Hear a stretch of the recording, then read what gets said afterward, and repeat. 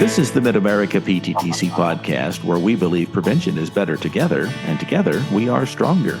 I'm your host, Steve Miller. This is episode 60, and in today's podcast, I have the pleasure of speaking with Heather Harlan, who brings a wealth of information on a broad range of mental health and wellness topics. Currently, she is working with the County Department of Health. Her experience has also included adult and adolescent drug and alcohol counseling, and has been a part of an initiative to support pediatric providers. Heather also serves as a volunteer family group facilitator for NAMI, and interestingly, in her spare time, she is a professional storyteller.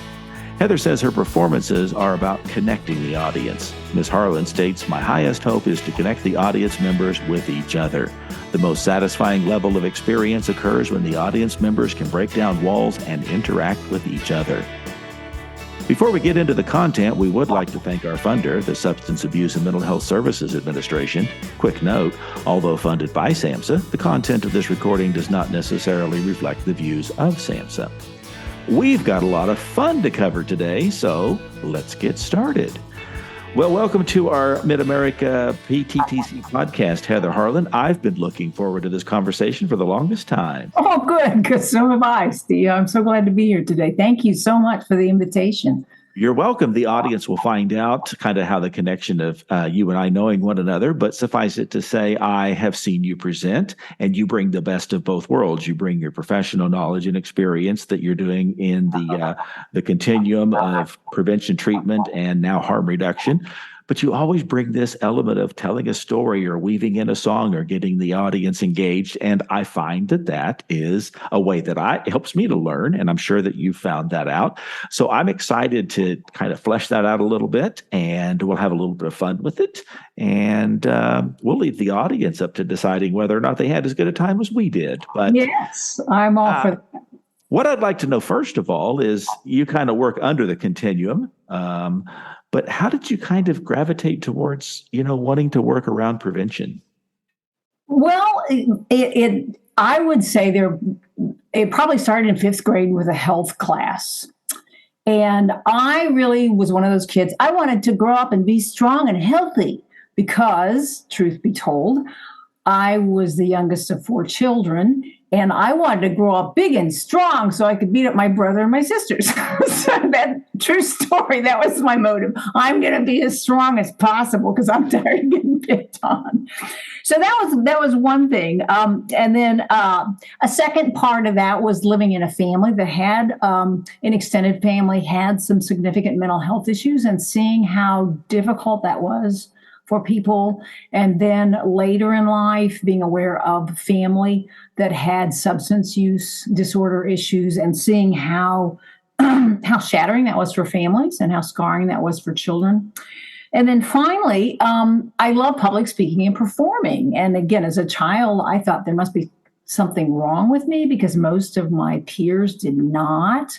But then I kind of figured out a few people are wired that way, and I was one of those people. So prevention offered a way for me to magnify and use my health geekiness to help people with mental health issues. And then also when I realized, oh my gosh, there's a lot of presentations and educating and transferring of information that needs to happen. So it was really a great convergence of those parts of my life. Well, what's interesting is you have been able to converge that, not only the understanding of prevention, mental health, and into the treatment models as well, but you've brought in that, as we've already said, the storytelling and the music part. But talk briefly a little bit about some of the work you've done, especially when you think about the continuum, because we're talking about going across the spectrum of, health promotion all the way across prevention into, intervention and treatment. And you found a way to kind of find the bridge or some of the common connectors across that continuum. And I thought maybe you could talk a little bit about that. Well, I started in prevention, I don't know, about 25 years ago. And because it seemed like a good fit. And then I was a little apprehensive because I thought, oh no, they're going to want me to work with teenagers. But then I thought, okay, I'm a people person and teenagers are people. So, and guess what? The teenagers really taught me what I needed to know about working with teenagers. So then I had the opportunity to move to Columbia and work as a project director for a SAMHSA adolescent treatment grant for the adolescent community reinforcement approach. And I sort of had this moment, I'm thinking, oh no, they're going to want me to work with teenagers who use drugs. And then realizing, okay, I'm a people person. Teenagers who use drugs are people too. And so again, the teenagers taught me so much about what I needed to know to work with teens. And I'm forever appreciative of that. Of course, I got training on the model, which was awesome. I think what allowed me, quite honestly, Steve, is to sort of bridge all that was that I'm not a social worker. I am an outsider. I'm a speech and drama major. I didn't like sociology and psychology classes. I took a couple and I said, I'm done with that. But I think what that did was enable me then, when I worked with the adolescent treatment grant, then I was trained and received certification on that model. So I could move into that because it was a new model of treatment. I could move into that without all those psych and social work models. Just as if I was working for Samson, I was trained on that. They said, you're good. We'll pay you for that. So what I have come to learn is that treatment professionals generally don't understand. It's a very rare treatment professional that would really understand how effective prevention works. And I know why now. It's because they're in the trenches doing the services. Most preventionists tend to be grant funded, block funded, and they have a little bit more flexibility. They can go to conferences, they can learn stuff that's more updated. So treatment folks just don't have that opportunity. They don't know what's going on in prevention. And prevention tends not to understand treatment. So those two camps aren't really talking. The opportunity that I had to move from prevention into the treatment world and begin to mesh together what they had in common, where they overlap. I'm forever grateful to Robert DuPont, who was the first executive director of the National Institute of Health, who now works with Behavior Health Institute. And but in a report that he did some years ago, there was a phrase called that said managing the environment in which the decision is made to use or not use drugs. And the report was called a continuum, new paradigm on recovery. And that lit up my brain because I thought, that's it. That's the phrase that sums it all up. Managing the environment in which a person is making the decision to use or not use drugs. So the question is, what's in that environment and who's managing it? So when we look at prevention and basing a lot of those services around the environment that youth are in, who's managing the environment? The reason many interventions hadn't been successful in the past because it was putting the onus on the young person. You're supposed to manage your environment, right? Which is, the more we learn about adolescent brains, the less sense that makes, and they're forward thinking. So the adults should be appropriately managing that environment in which a young person is making the decision. So and then in treatment, maybe residential treatment is appropriate for a while so that someone else manages the environment.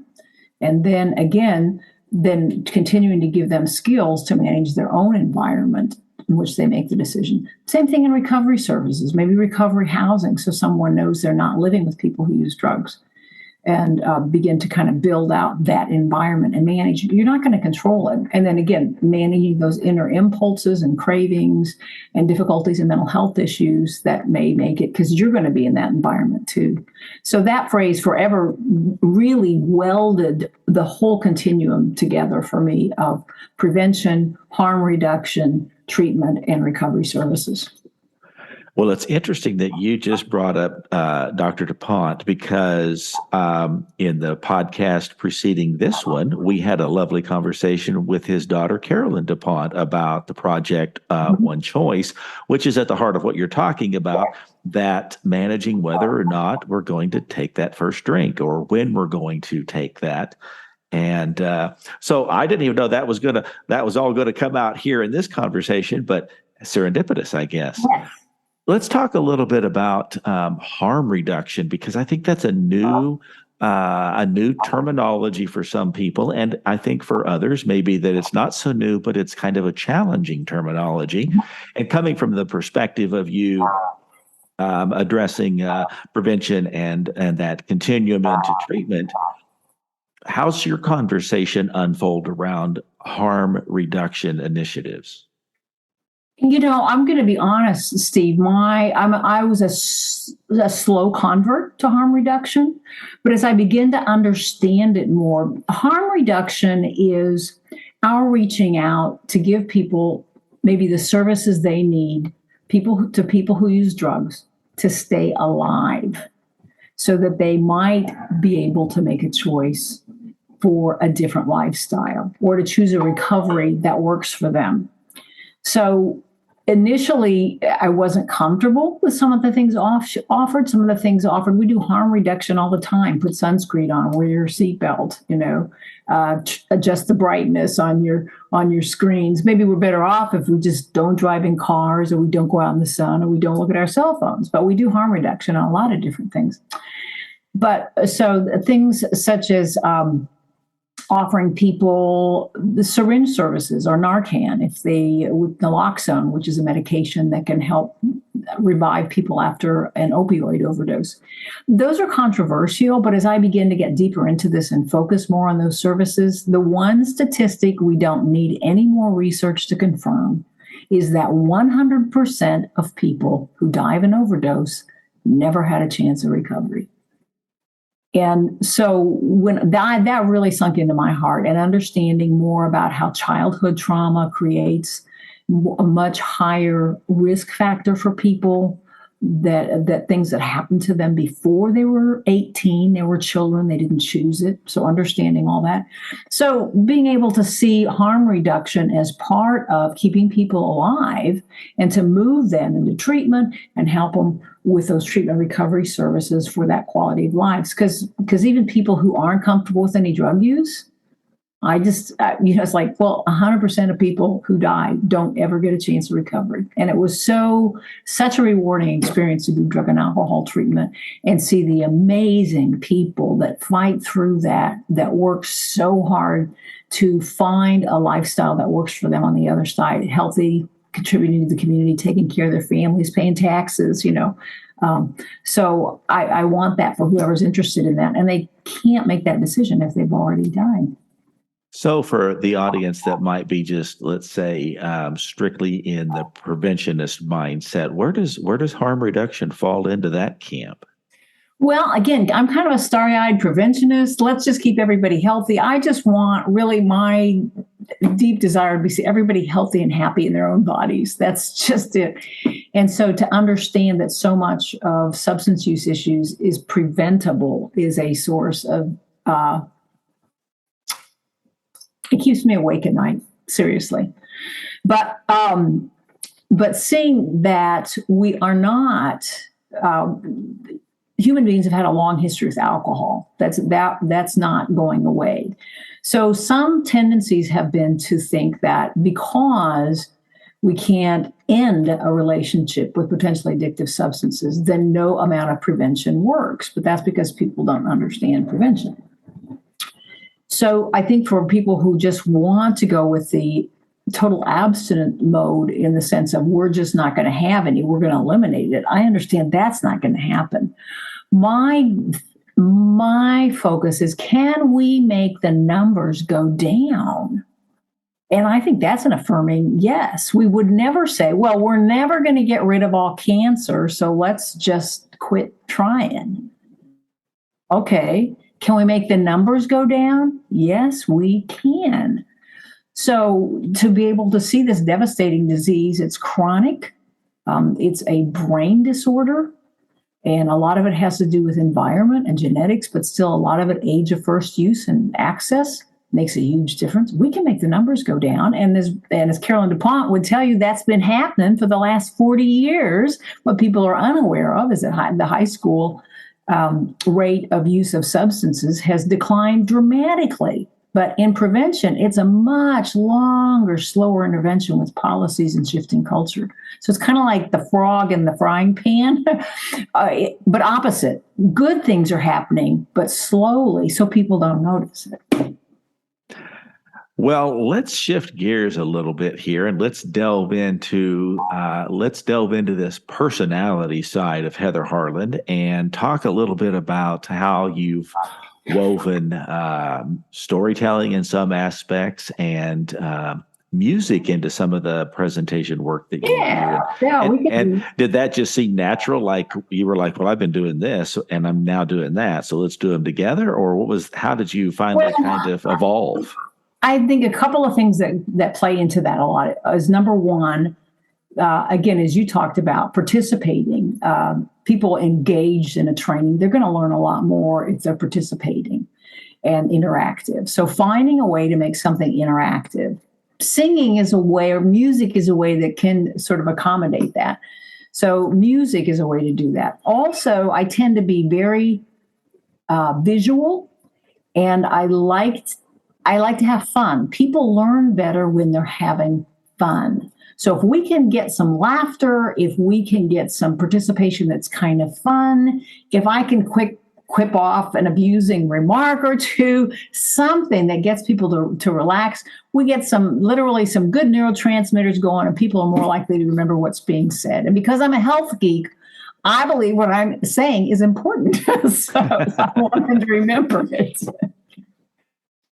So one of the things, if you go ahead and ask your question. Well, no, I just wondered, this is and I've looked at your bio and we've met before, but I learned more about you as reading into your life. Music and storytelling have been like, it's who you are. I mean, you were raised in kind of that environment.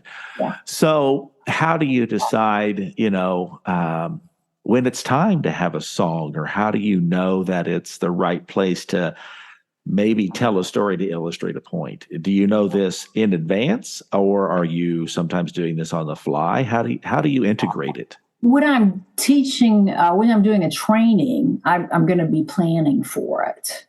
When I'm just doing my storytelling, a lot of it, I'm continually frustrated because I think I should know what I'm doing when I show up to perform. And decades of doing this, I still have to remind myself, no, you're not going to know. It depends on the setting. It depends on who shows up, how many little kids are there. Because my rule is if the little kids are happy, everybody's happy. So I may have more adult stories and a couple of small children, then I'm going to have to gear that program to the small children a little bit more. But adults will still enjoy that. So, and then I just kind of get a feel. What do they seem to need? A story, a song? Do they need for me to just finish so they can all go home? So with a training, I've got a certain set of things I'm moving towards. So I would kind of build a concept and then want them to remember it. I might top it off with the song. So here's an example. I know you're dying for this. I was hoping that you would say that. This is my ukulele. Now, this particular one, I do this the most because it's easy. People learn it and it really sums it up. I was at a training myself one time when someone remarked, what's rewarded gets repeated. And I'm part of my prevention, AVID prevention treatment and recovery services pathways are pathways. I'm always asking because I'm that outsider. I'm not a neuroscientist. I'm not a doctor. I'm just somebody trying to understand why people engage in this behavior. And if you've seen pictures of dendrites and neurotransmitters going back and forth, to explain addiction, I would look at those and I would look at those little animated pieces and go, this does not explain to me why I see a person I care about drinking themselves to death. This does not explain it to me. So I kept asking, what's going on neurologically? And then I found ways to make all that stuff make sense to me. And then I interpret it. So I'm kind of a margin. I'm kind of in the margins. I'm the translator. Here's what that deep scientific concept really means. So what's rewarded gets repeated. These are very old human brains that hunter-gatherer brains that did not have access to alcohol. You couldn't go back and buy a 12-pack of fermented fruit every night. So even if you had alcohol, so I would help people understand what's going on in adolescent brains where neural pathways are developed with repeat use. Then this is, I would teach this little song after I explain this whole superhighways in your brain.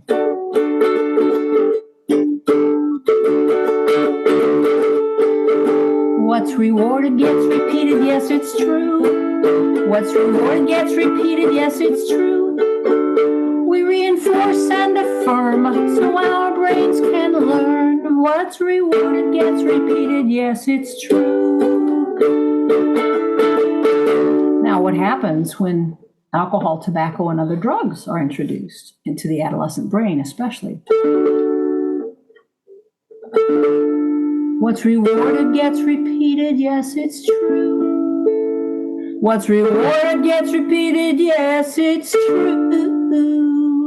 But alcohol and drugs can change the neural pathways in our brains. What's rewarded gets repeated, yes, it's true.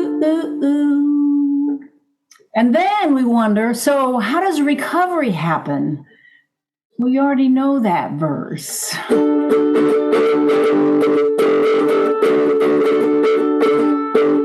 What's rewarded gets repeated, yes, it's true. What's rewarded gets repeated, yes, it's true. We reinforce and affirm so our brains can learn. What's rewarded gets repeated, yes, it's true.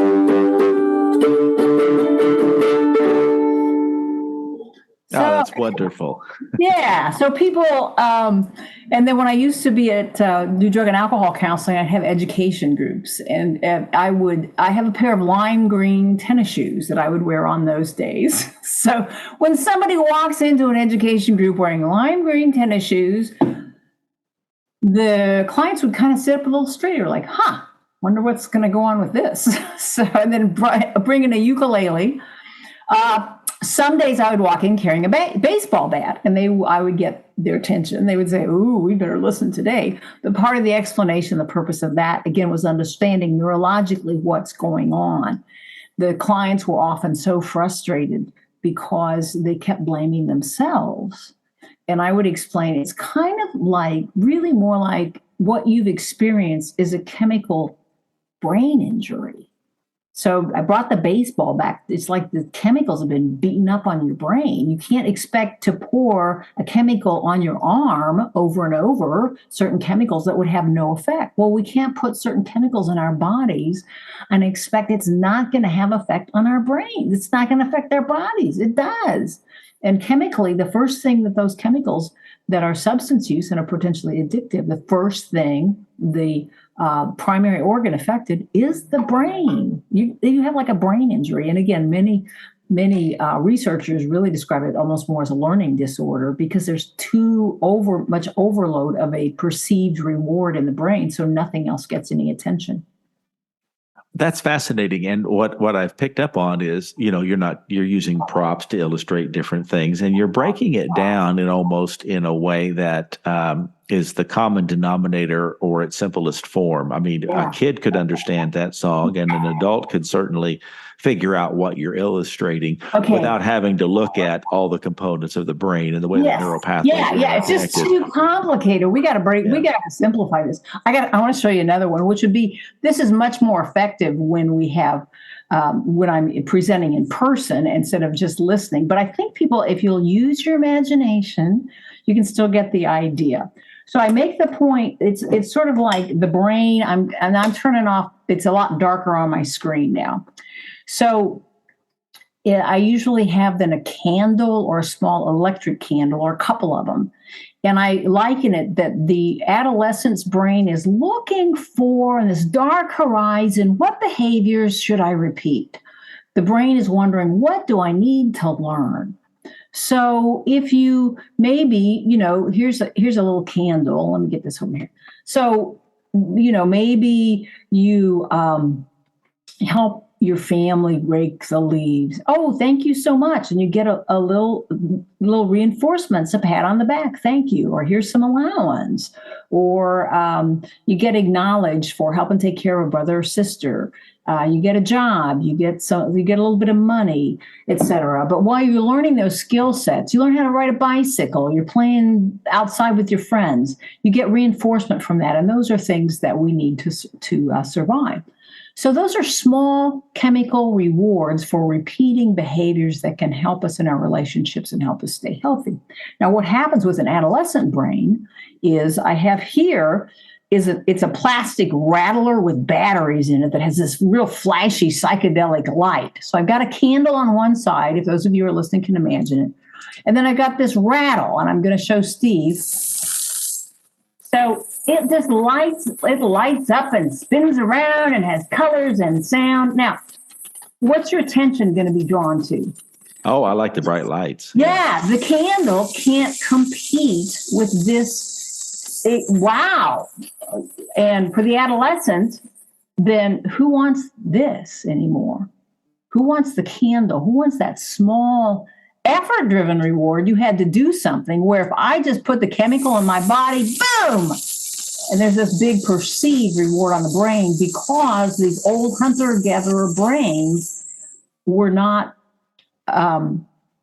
familiar. They have not learned to accommodate those chemicals. So that's another fun way I do. And then as a side note, I would like to do a conference on how to explain addictions to your community sometime. So because I've got 4 or 5 different ways. I don't explain it to youth that way because when youth hear about pleasure or reward, hey, that's what they're all about. But I need for the adults to understand it. So again, they can manage that environment in which youth are making the decisions. So I have an interesting question as we're having this. This just kind of popped into my head. So, people that are used to going in and engaging community or doing presentation, they're not going to pick up a ukulele or start singing. But you've really figured out a way to bring in whether it's a story or it's props. So I'm kind of wondering if you could give us a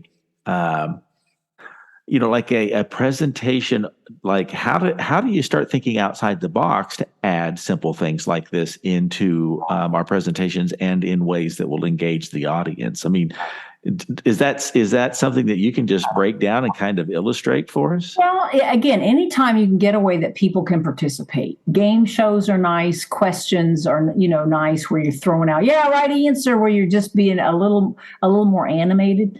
If you can tell stories, I will say one of the challenges of prevention is that it doesn't have stories as much. You might tell a story of a coalition that lowered black tar heroin by putting stop signs or something. But treatment has much more exciting stories when you have law enforcement come talk at your coalition meetings. Law enforcement has good stories. Prevention, the people we are helping are nameless and faceless. They really are more about statistics. And so it's really hard to tell good prevention stories. So treatment's much easier to find a story of somebody that, what it was like before, what happened, and what it's like now, how they got help. Thank you so much. That's great. But prevention's kind of hard to tell the stories. But I think any way you can engage people. I listen again for sound bites. What's rewarded gets repeated. I didn't make that up. The little song lyrics I did, but that somehow just caught me. So if there's something that someone offers you where you find yourself going, oh, I didn't understand it that way before, then think about that. You might not be the only one. Because again, I kept looking at those pictures going, this is not explaining to me, those little floaty things going back and forth is not explaining to me why someone would continue to use alcohol, tobacco, and other drugs despite potentially devastating results on everything they care about. Those little pictures did not make sense. But once I began to understand it neurologically, and that repeat behavior literally changes the brain. I just tell people it's like you built a 12-lane highway to that behavior, and you wonder why it's so hard to change. Number one, because stop signs don't work.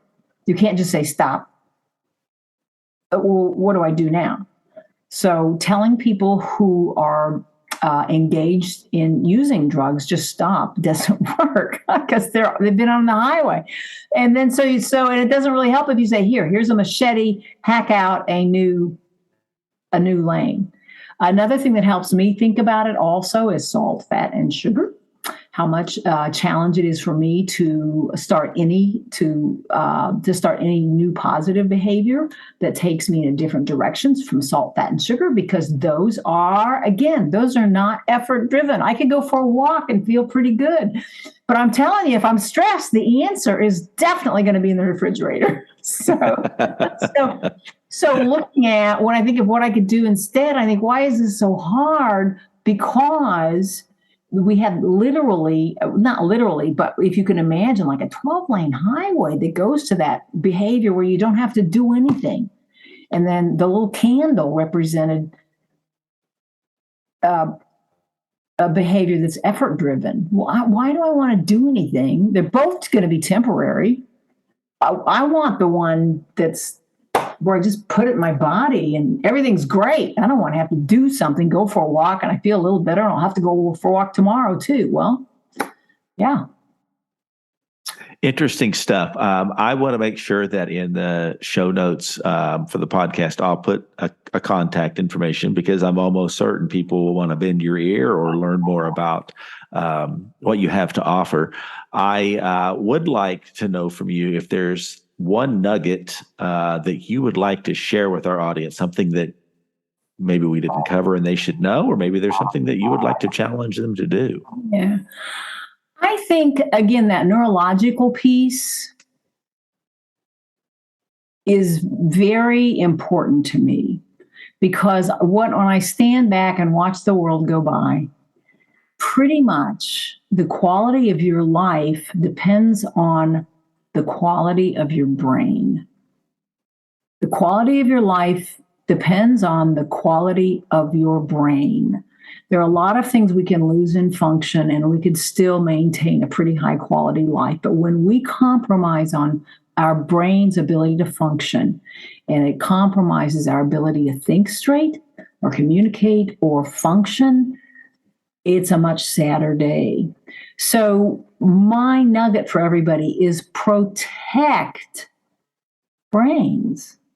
Wear your seatbelt, wear a helmet, wear a life vest, get a smoke detector, all those things to help take care of that. And especially young brains, because they don't have those neural pathways to effort-driven, positive, pro-social behaviors built. And so when we are introducing a baseball bat, when we introduce substances, when their brains aren't mature. So I just think that national passion to have the political, spiritual, financial will to protect young brains is really my passion. Well, it's a good passion to have, and it's been very passionate having this conversation with you. I had a lot of fun, but that's part of the joy of doing a podcast like this is, it's an audience of one, and I've gotten a lot out of it. So I appreciate you taking the time to visit with us today. Okay. I think one other thing I would love, somehow if you can fit it in there, Steve, is that I'm always also asking the question, this is an environment question, is where do young people get alcohol, tobacco, and other drugs? And most people, when I ask an audience that, they will say, oh, from their friends. And then I say, and where do their friends get it? If you trace it back, it always comes through the hands of an adult who is willing to sell or supply or fail to lock up a potentially addictive substance. They're not protecting young brains.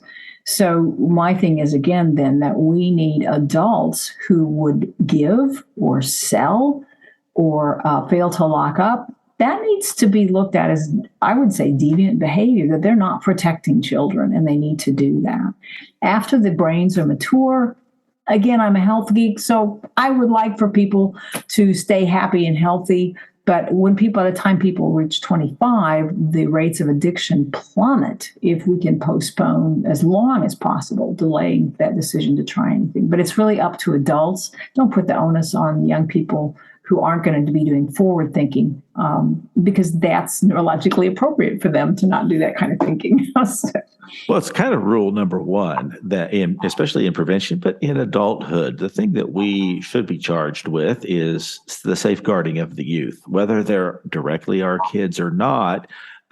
If there's something that's potentially to cause harm for a young person, somebody that is directly responsible for that youth should know about it. So for me, it always breaks down to the simple fact that we need to be looking out for our future. And that starts with the kids that we're helping to raise today. So everything that you've spoken of today really helps to illustrate that we really need to find a message that connects with not only the youth themselves, but with the adults that are, engaged in their lives. So.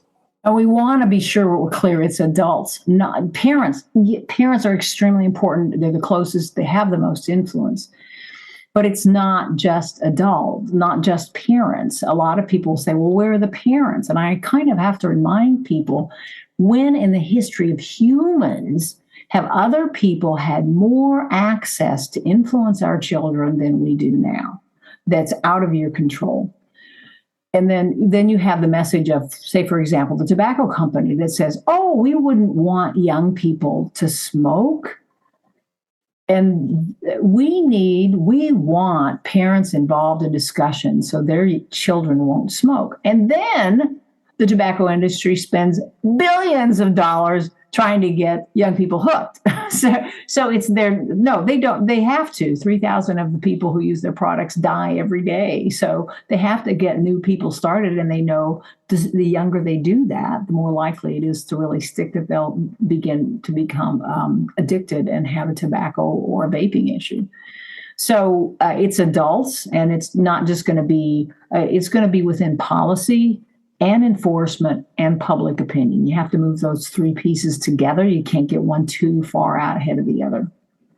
Well, I certainly appreciate you being here today, Heather. And again, I'll connect the audience with you if they have questions or comments that they would like to make, or if they'd like to learn more about some of the work that you're doing. I would encourage them to do that. So maybe we'll meet again, and we'll have you back, and we'll take a different tact on the prevention work that you're doing today. Great. I got a lot. I'd love to share. So I'd love to have that. Yeah. Well, thank you. And thank you for listening to this Mid-America PTTC podcast. To learn more about any upcoming trainings, visit pttcnetwork.org and look under your PTTC for the Mid-America link. Remember, prevention is better together, and together we are stronger.